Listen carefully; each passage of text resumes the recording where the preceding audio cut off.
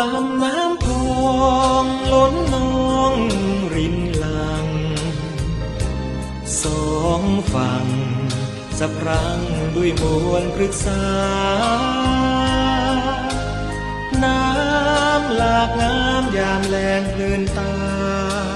เบิ่งท้องนาสาวบ้านป่างามพริ้งละออ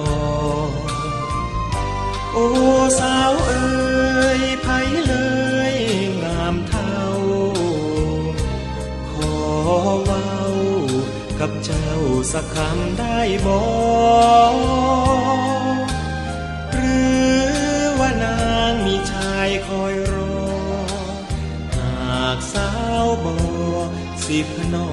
มิสร้างราคินโอ้น้ำพองคลองสวรรค์บุพเพเสกสรรบันดาลให้มายืนถิ่นอยากอยู่ร่วมหอ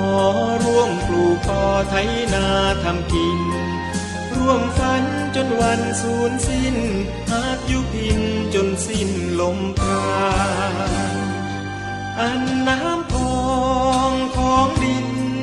ถิ่นแควน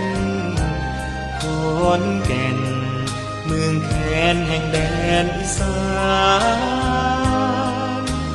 ถึงสิไกลดวงใจไปนานคอยสาบานใจหักมันบ่ลืมบ่ลืม